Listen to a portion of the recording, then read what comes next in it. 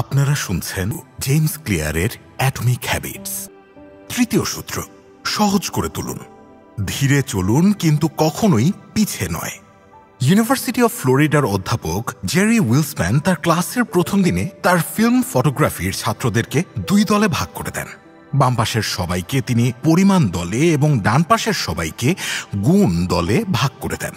টার্মের শেষে তিনি এটা দেখে অবাক হন যে সেরা সেরা সব ফটোগুলো পরিমাণ গ্রুপ থেকে এসেছে।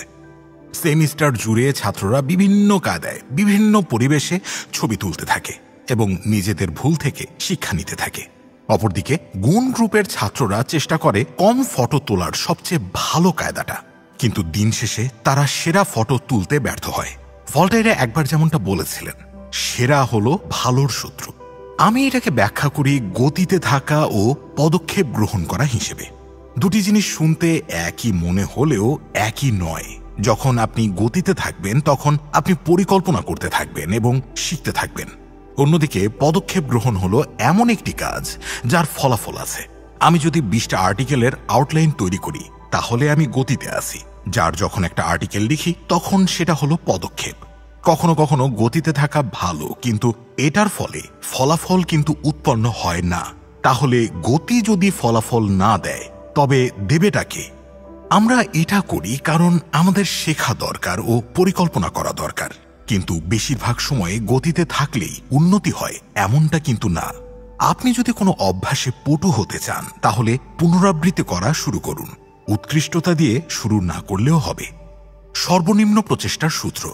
অ্যানথ্রোপোলজিস্ট ও বায়োলজিস্ট জ্যারেড ডায়মন্ড তার অ্যাওয়ার্ডজয়ী বই গানস, জার্মস অ্যান্ড স্টিল এ একটি সহজ বাস্তবকে তুলে ধরেন। প্রতিটা মহাদেশের আকার ভিন্ন ভিন্ন। প্রথমে শুনে মনে হবে কথাটা জানা এবং খুব একটা গুরুত্বপূর্ণ নয়, কিন্তু এই কথার প্রভাব মানবিক আচরণের উপর বৃহৎ। আমেরিকার প্রাথমিক অক্ষ উত্তর থেকে দক্ষিণ দিকে যায়, যার ফলে উত্তর আমেরিকা ও দক্ষিণ আমেরিকার ভূমি প্রশস্ত ও মোটা না হয়ে লম্বা হয়েছে। একই কথা আফ্রিকার জন্যও সত্যি, কিন্তু ইউরোপ, এশিয়া ও মধ্যপ্রাচ্যের ভূমি একদমই বিপরীত। ডায়মন্ডের মতে মহাদেশের আকারের ভিন্নতা কৃষির প্রসারে অনেক বড় ভূমিকা পালন করে, কারণ উত্তর দক্ষিণের চেয়ে পূর্ব পশ্চিমে কৃষিকাজ করা কৃষকদের জন্য অনেক সহজ হয়েছে। কম প্রচেষ্টার মাধ্যমে বেশি উপার্জন করার উপায়। অভ্যাসের সাথে সংঘর্ষ কমানোর উপায় হলো পরিবেশ ঠিকমতো ডিজাইন করা। আমরা প্রায় এমন পরিবেশে অভ্যাস করে তোলার চেষ্টা করি যেখানে সংঘর্ষ অনেক বেশি। আমরা কড়া ডায়েট অনুসরণ করার চেষ্টা করি যখন বন্ধুদের সাথে খেতে বের হই। একটা উচ্চ শব্দপূর্ণ বাড়িতে বই লেখার চেষ্টা করি। বিক্ষেপে পূর্ণ ফোন হাতে নিয়ে পড়তে বসি। কিন্তু এগুলো ভালো উপায় নয়। যেসব সংঘর্ষ আমাদের দমিয়ে রাখে সেগুলোকে অপসারণ করা উচিত। আমরা যেভাবেই কোনো অভ্যাস গড়ে তোলার চেষ্টা করি না কেন, আমাদের উচিত নিজেকে এই প্রশ্নগুলো করা। কিভাবে আমি একটা জগৎ তৈরি করে নিতে পারি যেখানে আমরা যেটা করতে চাই সেটা করা সহজ হবে?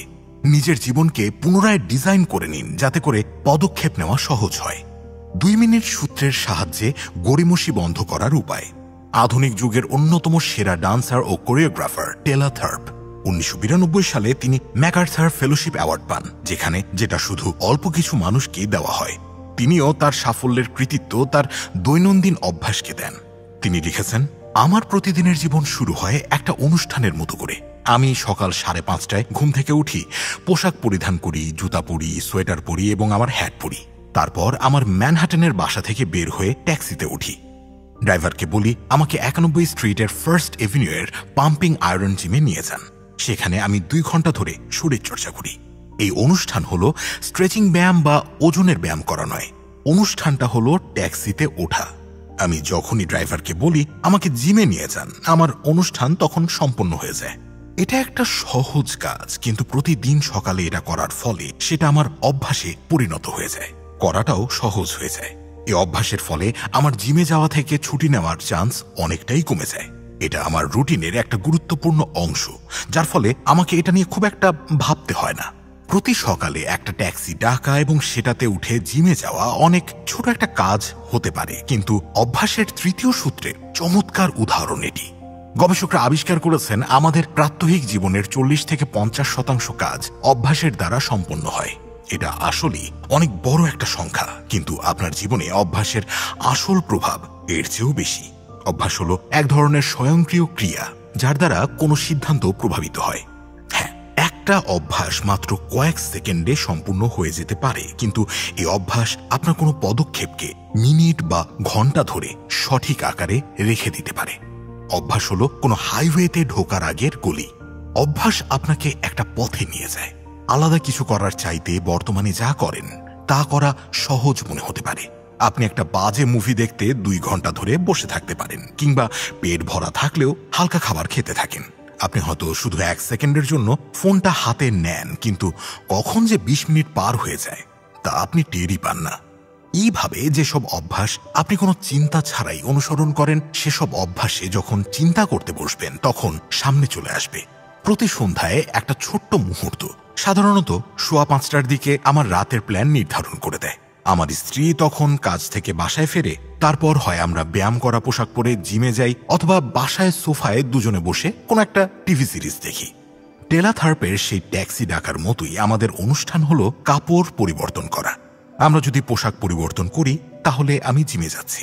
তারপরের কাজগুলো হলো জিমে গাড়ি ড্রাইভ করে যাওয়া। কোন ব্যায়ামগুলো করব এগুলো ঠিক করা সহজ হয়ে যায় যখন প্রথম পদক্ষেপটা সম্পন্ন হয়ে যায়। প্রতিটা দিনে এমন কিছু মুহূর্ত আসে যার মাধ্যমে অনেক বড় প্রভাব তৈরি হয়। আমি এসব মুহূর্তকে নির্ধারক মুহূর্ত হিসেবে নামকরণ করেছি। যেমন রান্না করব নাকি বাইরে থেকে অর্ডার দিব, গাড়িতে যাব নাকি বাইকে যাব, হোমওয়ার্ক করব নাকি ভিডিও গেম খেলতে বসবো। এসব সিদ্ধান্ত একটা রাস্তার 2টা শাখা। নির্ধারক মুহূর্ত। নির্ধারক মুহূর্ত আপনার ভবিষ্যৎ সত্তার কাছে অপশন সেট করে দেয়। উদাহরণ হিসেবে রেস্টুরেন্টে খেতে যাওয়া একটা নির্ধারক মুহূর্ত, কারণ এটা নির্ধারণ করে দেয় দুপুরে আপনি কি খাবেন। আসলে আপনি কি অর্ডার করবেন তা আপনার উপর কিন্তু আরো বৃহৎভাবে চিন্তা করতে গেলে মেনুতে যেটা আছে সেটাই আপনাকে অর্ডার করতে হবে। মেনুতে না থাকলে অর্ডার করেও সেই খাবার পাওয়া যাবে না। কোনো স্টেক হাউস রেস্টুরেন্টে গেলে সারলয়েন বা রিবাই পাওয়া যাবে, কিন্তু সুশি পাওয়া যাবে না। আপনার অপশন হলো সেগুলোই যেগুলো তালিকায় আছে, যেগুলো নির্ধারণ হয় প্রথম পদক্ষেপ দ্বারা। অভ্যাসে যেখানে নিয়ে যায় সেখানে আমরা সীমাবদ্ধ। তাই সারা দিনে নির্ধারক মুহূর্তগুলো আয়ত্তে নিয়ে আসা অনেক গুরুত্বপূর্ণ। একটা দিন অনেক মুহূর্ত দ্বারা গঠিত হয়, কিন্তু অল্প কিছু অভ্যাসগত সিদ্ধান্তই আপনার পথ নির্ধারণ করে দেয়। এসব সিদ্ধান্ত একসাথে জড়ো হয় আর প্রত্যেকটা পরের সময়ের পথগুলো নির্ধারণ করে দেয়। অভ্যাস হলো প্রবেশ পথ, বের হওয়ার পথ নয়। তারা হলো ট্যাক্সি, জিম নয়। 2 মিনিট সূত্র। যখন ছোট্ট কিছু শুরু করতে চান তখনও আসলে বড় কিছু শুরু করা যায়।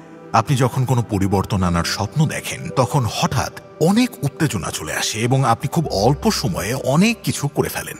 আমার মতে এটা থেকে রক্ষা পাওয়ার সবচেয়ে কার্যকরী উপায় হতে পারে 2 মিনিট সূত্র, যা বলে যখন কোনো নতুন অভ্যাস শুরু করবেন তখন উচিত সে অভ্যাসে 2 মিনিটের বেশি খরচ না করা।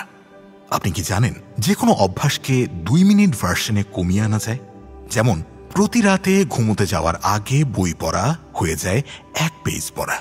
30 মিনিট যোগব্যায়াম করা হয়ে যায় যোগব্যায়ামের মাদুর বের করা। ক্লাসের পড়া শেষ করা হতে পারে খাতা বের করে চোখ বুলানো। কাপড় গোছানো হতে পারে একজোড়া মোজা গুছিয়ে রাখা। 3 মাইল দৌড়ানো হতে পারে দৌড়ানোর জুতা পরা। এখানে উদ্দেশ্য হলো আপনার আকাঙ্ক্ষিত অভ্যাস শুরু করা যেন সহজ হয়। যে কেউ 1 মিনিটের জন্য ধ্যান করতে পারে, কিংবা 1 পেজ বই পড়তে পারে, কিংবা একটা কাপড় গুছিয়ে রাখতে পারে। যেটা আলোচনা করলাম এটা একটা শক্তিশালী কৌশল, কারণ যখনই আপনি কোনো কাজ শুরু করতে পারেন তখন সেটা ধারাবাহিকভাবে চালিয়ে যাওয়ার সম্ভাবনা অনেক অনেক বেশি। নতুন অভ্যাস কখনোই একটা চ্যালেঞ্জের মতো হওয়া উচিত নয়। পুরো পদক্ষেপটা চ্যালেঞ্জ হতে পারে, কিন্তু শুরুটা করা কঠিন নয়। উদ্দেশ্য হলো অভ্যাসের প্রবেশ পথে যাওয়া, যাতে তা আপনাকে একটা প্রোডাক্টিভ হাইওয়েতে নিয়ে যেতে পারে। অনেক সহজ থেকে অনেক কঠিন পর্যন্ত অভ্যাসের ধাপগুলোকে ভাগ করে সাজান। যেমন ম্যারাথনে দৌড়ানো অনেক কঠিন, 5 কিলোমিটার দৌড়ানো কঠিন, 10,000 ধাপ হাঁটা কিছুটা কঠিন, 10 মিনিট হাঁটা সহজ, দৌড়ানোর জুতা পরিধান করা অনেক সহজ। তাহলে আপনার ফাইনাল উদ্দেশ্য হতে পারে ম্যারাথনে দৌড়ানোর অভ্যাস করা, কিন্তু প্রবেশ পথ হল দৌড়ানোর জুতা পরার অভ্যাস করা। এইভাবেই 2 মিনিট সূত্রকে অনুসরণ করতে হয়। মানুষ মনে করে 1 পেজ বই পড়া বা একটা সেলস কলের জন্য উত্তেজিত হওয়া একটু অদ্ভুত, কিন্তু আসল পয়েন্ট শুধু একটা কাজ নয়, পয়েন্ট হলো অভ্যাস শুরু করার দক্ষতা আয়ত্ত করা। আপনি যদি শুরুর কাজই আয়ত্ত করতে না পারেন তাহলে ফাইনাল কাজ আয়ত্ত করার সম্ভাবনা অনেক কম। শুরুতে একদম ভালোভাবে কোনো অভ্যাস শুরু করার চাইতে সহজ কোনো অভ্যাস ধারাবাহিকভাবে করার চেষ্টা করুন। অপটিমাইজ করার আগে মনোপযোগী করুন। ছোট থেকে শুরু করতে পারলে কোনো অভ্যাসের প্রথম 2 মিনিট একটা অনুষ্ঠানের মতো হয়ে যায়। এটা অভ্যাসকে ছোট করার কোনো হ্যাক না, বরং কোনো কঠিন দক্ষতা আয়ত্ত করার আদর্শ উপায়। শুরুটা শুরু করতে পারলে বড় কাজ করা সহজ হয়ে যায়। কোনো ভারী ব্যায়ামের আগে একই ওয়ার্ম আপ বারবার করলে সেই বড় ব্যায়াম করার মানসিক অবস্থায় চলে যাওয়া যায়। 2 মিনিটের সূত্র অনেকের কাছে একটা স্ট্রিকের মতো মনে হতে পারে। আপনি ঠিকই জানেন আসল লক্ষ্য হলো 2 মিনিটের বেশি সময় ধরে কাজটা করা। তাই মনে হতে পারে শুধু 2 মিনিট করা নিজেকে বোকা বানানো ছাড়া আর কিছুই না। 2 মিনিটের সূত্র একটা ধোঁকা মনে হলে এটা করতে পারেন। 2 মিনিট কাজটি করেন, তারপর থেমে যান। দৌড়াতে যান, কিন্তু 2 মিনিট পর আপনাকে থামতেই হবে। ধ্যান করা শুরু করেন, 2 মিনিট পর থেমে যান। আরবি পড়েন, কিন্তু 2 মিনিট পর থেমে যান। এটা শুরু করার কৌশল নয়, বরং এটাই আসল জিনিস। আপনার অভ্যাস শুধুমাত্র 120 সেকেন্ডই টিকে থাকতে পারে। আমার একজন ছাত্র 100 পাউন্ডের বেশি ওজন কমাতে এই কৌশল অবলম্বন করেছিল। শুরুতে সে প্রতিদিন জিমে যেত, কিন্তু নিজেকে বলতো শুধু 5 মিনিটের জন্য ব্যায়াম করো। সে জিমে যেত, 5 মিনিট ব্যায়াম করত, তারপর চলে আসতো। কয়েক সপ্তাহ পর সে মনে মনে বলল, জিমে যেহেতু প্রতিদিন আসছি তাহলে আরেকটু বেশি করে থাকি। কয়েক বছর পরে ওর ওজন উড়ে গেল। খবরের কাগজ পড়াও আরেকটা উদাহরণ হতে পারে। নিয়মিত খবর পড়া সবাইকে মানসিকভাবে সাহায্য করে, কিন্তু বেশিরভাগ মানুষ খবর পড়া শুরু করার কয়েক সপ্তাহ পরেই ছেড়ে দেয়, কারণ এটা টুকিটাকি কাজের মতো মনে হয় তখন। কিন্তু গোপন সূত্র হলো, যখন কোনো কিছুকে বড় কাজ মনে হবে তার আগেই সেখান থেকে উঠে যেতে হবে। আপনার সবচেয়ে ছোট ছোট পদক্ষেপগুলোই ঠিক করে দেয় যে আপনি কোন ধরনের মানুষ। আমরা এভাবে পরিবর্তন আনার চেষ্টাই করি না, কারণ সবাই শেষ লক্ষ্যের কথা চিন্তা করতে থাকে। কিন্তু একেবারে না পুশ আপ করার চেয়ে একটা পুশ আপ করা ভালো। একদম গিটার প্র্যাকটিস না করার চেয়ে অন্তত 1 মিনিট প্র্যাকটিস করা ভালো। কখনোই বই হাতে না উঠানোর চেয়ে 1 মিনিট বই পড়া ভালো। আর কিছু না করার চেয়ে অন্তত কিছু করা ভালো। ভালো অভ্যাস অনিবার্য ও খারাপ অভ্যাস অসম্ভব করে তোলার উপায়। 1830 সালের গ্রীষ্মে ভিক্টর হিউগো একটা অসম্ভব ডেডলাইনের মুখোমুখি হয়েছিলেন।